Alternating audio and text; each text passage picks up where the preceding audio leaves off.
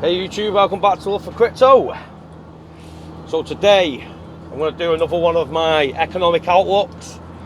I've been doing these videos spaced out, probably say every 2 months or so.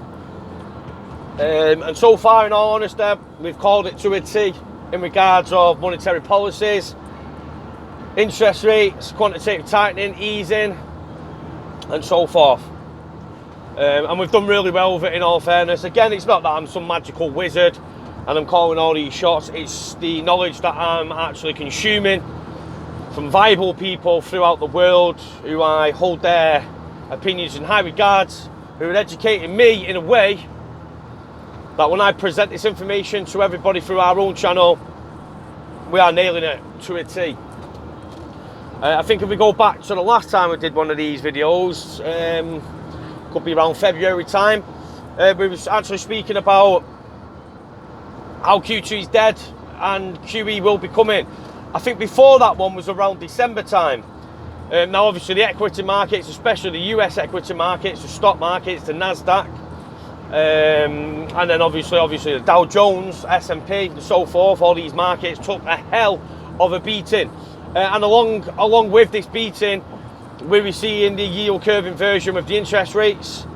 Obviously we was in a tightening period. The Federal Reserve just increased interest rates by 0.25% base rate. And in fact we was actually seeing a 0.5 decrease in the actual bond yields, which is obviously a key indication of rate suppression. So in theory, we was in QT, but QE never ended. The reports, the official announcements from Chairman Powell, from the Federal Reserve about increasing interest rates was never reflected once in the bond yields. So obviously in December we were saying that the Federal Reserve have lost complete control of the bond yields. There was increasing interest rates, yet bond yields were falling. We was obviously having the unwinding of the balance sheet of the Federal Reserve.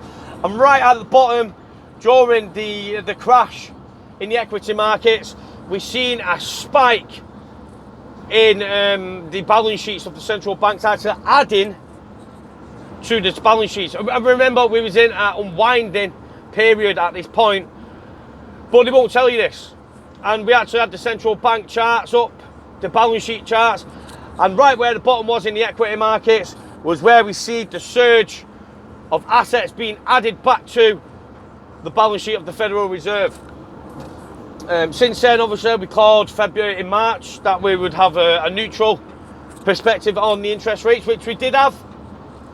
And we told you well before that, get ready for interest rate cuts. We were saying this in February, and I said, it's not going to be a 0.25% interest rate cut. It will be a full 1% minimum. Now, everybody laughed at me at this point. Everybody was telling me the dollar will implode. Curtis, don't be stupid.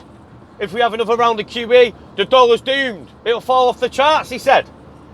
Well, as you can see now, the Federal Reserve have clearly took the foot off the pedal in regards to tightening interest rates, and they put the foot right back down to the floor, because we're going to have another round of QE very, very soon. We've heard the Fed Chairman Powell state that we're going to be in a neutral stance.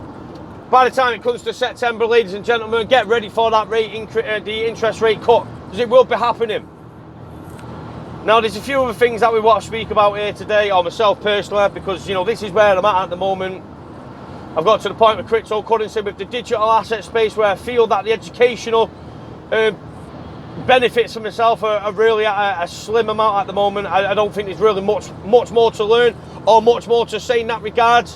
I think the community, especially our own community, are well educated. They're well entrenched with where things are going. They can see the evidence, and obviously in regards to the recent Central Bank of England, the Bank of England Central Bank, obviously they had some very interesting points to disperse on fintech recently.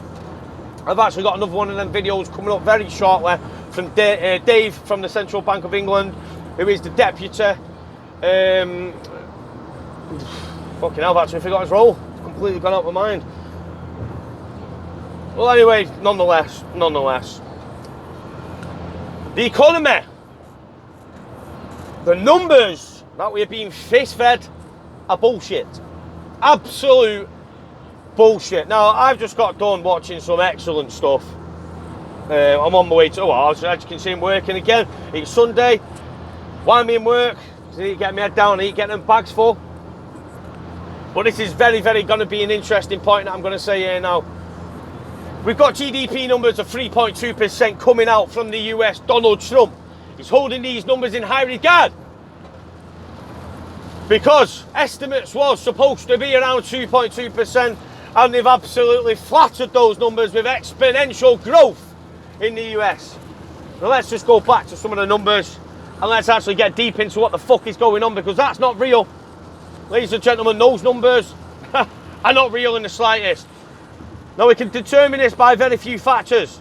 First of all, let's talk about the housing market. It is still on its arse, ladies and gentlemen. There is no improvements whatsoever. Housing sales are falling down quarter on quarter.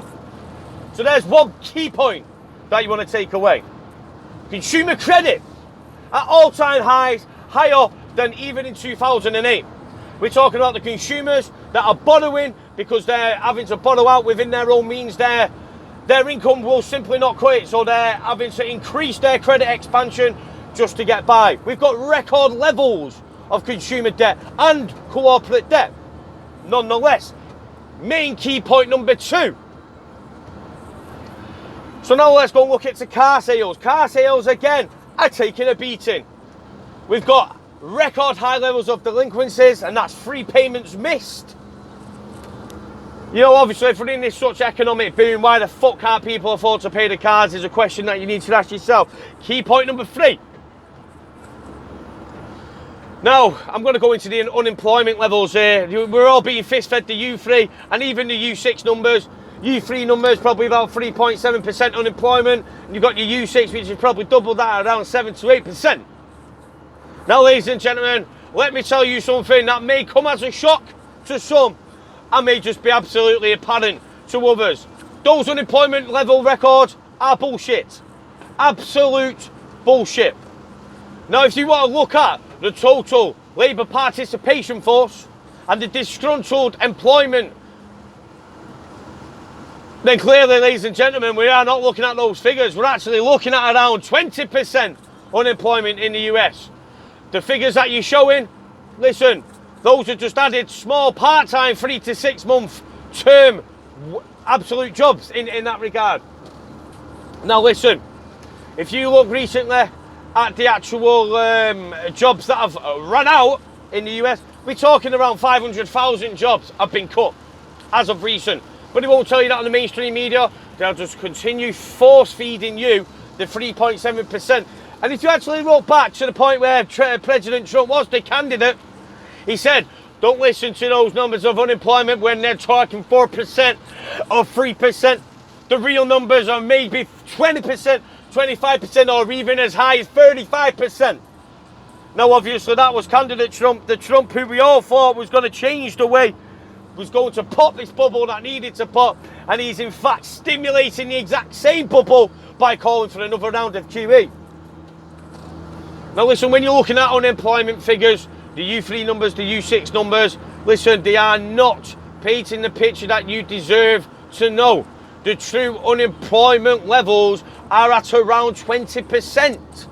And you might say to me, yeah, but Kurt, how on earth can you be so certain? Again, why have I just stated to you? If employment was so good, and by the way, jobs created, listen, these are jobs that are having to be taken on as a second or third job, just so consumers can make ends meet. Listen, we've got all-time record debts, we've got card delinquencies, we've got a slowdown in the housing market, we've got imports to the US decreasing. Now, the reason that we've got the 3.2 GDP number is simply due to this. The trade deficit this month was absolutely phenomenal. Phenomenal. Now, usually, obviously, as the US, their exports is the dollar. It's debt issuance. That's their export. They're not a great exporting country like China is, who are serving the needs across the world. Now, listen, we take that world reserve status away from the United States, and their export is pretty much fucking nothing. Manufacturing is abysmal in the US. It's on a slowdown. In fact, globally, manufacturing is on a slowdown. That includes China. And the reason why it is on a slowdown is because consumers are no longer buying. Now, if you look at the trade deficit for the United States for the last quarter, it has been good. But a lot of people are thinking, oh, well, trade deficits are down, GDP numbers increased, everything's all good. I mean, isn't that a good sign, Kurt? Isn't that a good sign? You know, the trade deficits are being reduced and GDP number has been phenomenal this month. Well, that's not the true story. The reason trade deficits are down is because consumers are not buying, meaning there is no imports coming to the US, meaning the trade deficit is declining, but not for a good reason. It's because the consumers are becoming illiquid. And you're going to say, well, Kurt, how do you know this? How do you know consumers are becoming illiquid? Because listen, stimulus that is being managed at the moment simply is not cutting it anymore. We've now got calls for QE coming back in. We've got calls from President Trump. And this is two months later after my previous economic outlook, ladies and gentlemen. President Trump calling for the Federal Reserve to decrease rates by a full 1%.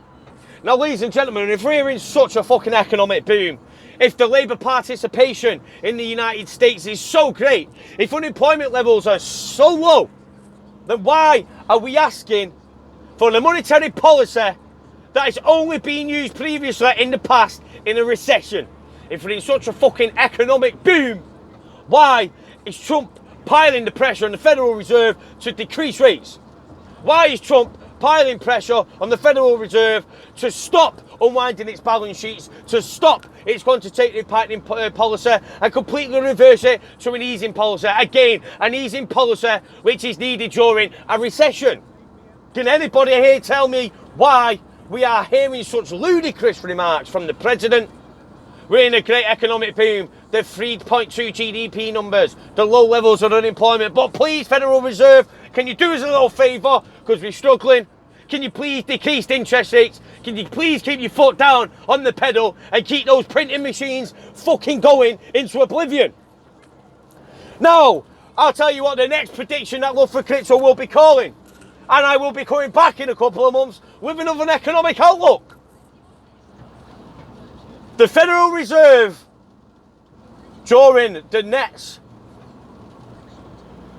if you want to call it interest rates increase or decrease or remaining neutral, the next Fed call will be as forth. We will be seeing a 0.5 to 1% interest rate cut to the Federal Reserve's base rate fund. Now, the reason will need to be justified by the Federal Reserve. Justification for the world to understand why it is decreasing rates. Now listen, ladies and gentlemen, listen, they will not be telling you that the economy is weak. No, they cannot tell you that the economy is weak, because that will keep the unsuspected investor a little bit weird and a little bit doubtful of actually investing money into the economy in that regards. What the Federal Reserve will come out and simply state is inflation targets are not being met. Now, the inflation target for the Federal Reserve is 2%. Currently, we're well below that margin. Well below that margin. Meaning the creation of debt, the printing of money, and quantitative easing will be necessary to get inflation where the Federal Reserve wants inflation. Ladies and gentlemen, that is a lie. Inflation levels are estimated at around 8 to 9%. If you look at the shadow statistic numbers, listen, ladies and gentlemen, you will find the truth in those numbers. Now, you will be being told inflation is under control. Of course it's under fucking control. Oh yeah, fucking course it is. It's a lie, ladies and gentlemen. The great conspiracy continues. And again, when we come back in a couple of months, when I'm here again with my weird fucking delivery, telling you, I told you there would be an interest rate cut, and I told you the reason the Federal Reserve will be issuing an interest rate cut is to meet inflation requirements. Ladies and gentlemen, if anybody out there believes inflation is below 2%, you are smoking crack cocaine. Ladies and gentlemen, by the end of this year, we will be entering the recession. It will be undeniable by that point. Again, let me just tell you one thing. If unemployment levels are so great, if the economy is so great, and the GDP numbers, which absolutely flattered anybody's expectations, are so fucking great, why is Donald Trump stood on that podium asking the Federal Reserve to decrease interest rates? It's as simple as this. The economy is fucked. Stimulus is needed now. Not tomorrow, now.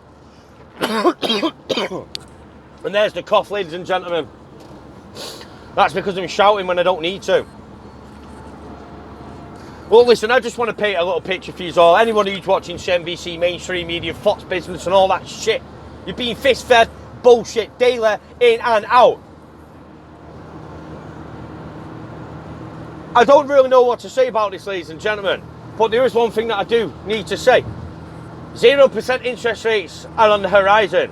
Negative interest rates are coming. We're going into a world of unknown. But it's not actually that unknown. If you follow the right people and listen to the right things that they're saying, then the truth has never been as apparent as it has been today. The economic outlook for Love for Crypto in this round is get ready for that 1% to 0.5% base Federal Reserve based funds rate decrease. Can't get my words out. And the reason for such ludicrous monetary policy during an economic boom will be inflation targets are not being met. Inflation targets are not being met. Ladies and gentlemen, again, it might sound absurd at this moment when I'm saying to you that unemployment levels are probably around 20% unemployed compared to the fucking bullshit U3, U6 numbers. A lot of people will laugh at me. And a lot of people will laugh at me when I start talking about inflation rates already being at around 7 to 8%. They'll laugh. They'll say, you are talking shit, Curtis. What are you going on about? Everything you hear at this current moment, economic-wise, is articulated bullshit.